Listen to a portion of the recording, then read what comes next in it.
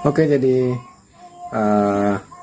dikarenakan tidak ada penonton, karena tidak ada penonton saat live, tapi biasanya itu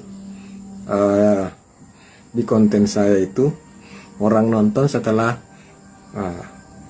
live. Rata-rata orang nonton saat offline-nya, bukan saat live-nya. Saya juga tidak tahu kenapa bisa seperti itu.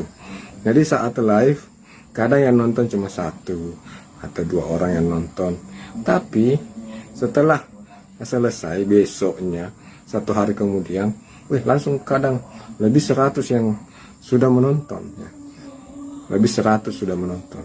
Rata-rata seperti itu kalau video live streaming saya di Facebook ya. Ya seperti itu kawan-kawannya. Rata-rata biasanya seperti itu modelnya. Jadi makanya saya itu saat live streaming di Facebook itu biarpun tidak ada penonton, tidak ada penonton di saat saya sedang live, maka saya akan terus memberikan edukasi. Saya akan terus berbicara hal-hal yang perlu saya bicarakan, yang saya anggap perlu untuk saya sampaikan. Saya akan membicarakannya, karena itu yang selalu saya pikir, bahwa penonton saya itu lebih banyak menonton di saat setelah live streamingnya. Mereka kadang menonton setelah live streaming, bukan di saat sedang live streaming, tapi setelahnya. Rata-rata seperti itu ya. Jadi saya selalu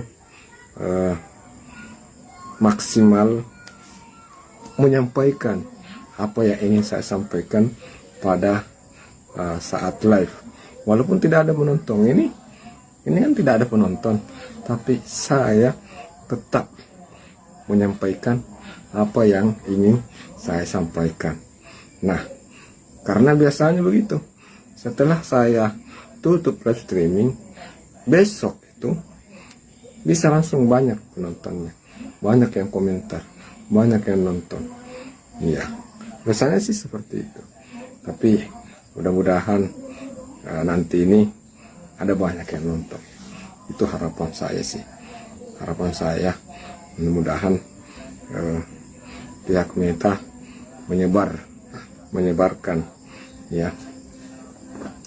Tapi sulit juga sih sebenarnya, karena kan memang saya tidak terlalu konsisten live streaming di Facebook sih. Makanya ini mungkin yang menjadi kendala ya, karena kurang orang yang tahu bahwa saya live streaming ya, karena jarang live, makanya kurang orang yang tahu bahwa saya live streaming. Jadi tidak ada yang menunggu ceritanya. Jadi semuanya memang harus konsisten ya, semua harus konsisten.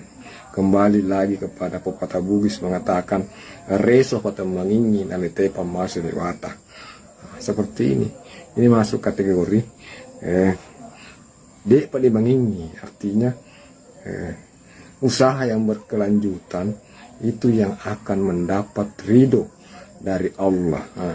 Usaha yang berkelanjutan ya, apapun usaha, termasuk usaha kita ini, usaha konten kreator ya, kita harus usaha yang konsisten, berkelanjutan. Jadi kita harus usaha yang berkelanjutan dan maksimalkan untuk bisa mendapatkan hasil yang lebih baik, barulah kita bisa mendapatkan ridho.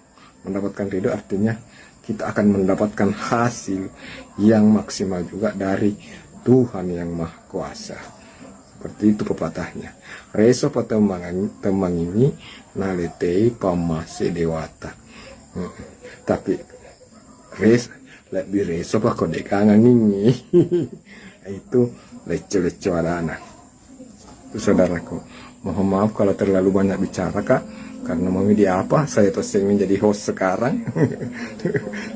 Kalau diam kak saya tidak menarik, harus kak bicara, harus kak cerewet. Kalau tidak bicara kak, apa mau didengar? suara nyenyeng kan, suara nyenyeng di sini, ini kampung. Jadi paling suara nyenyeng didengar atau suara jangkrik itu dia yang bisa dengar, makanya bicara Kak terus seperti itu. Jadi yang masih hadir, siapapun teman saya yang masih hadir, silahkan tinggalkan jejak di kolom komentar supaya tidak kehabisan Kak pembahasan. Karena kalau habis ke pembahasanku, waduh, aku tahu kayak apa lagi mau cerita kan, seperti itu. Jadi memang enak kalau ada yang berkomentar. Kenapa? Setiap ada yang berkomentar, maka host itu sebenarnya mendapat suntikan. Jadi saat live streaming itu enaknya. Saat live streaming live streaming seperti ini.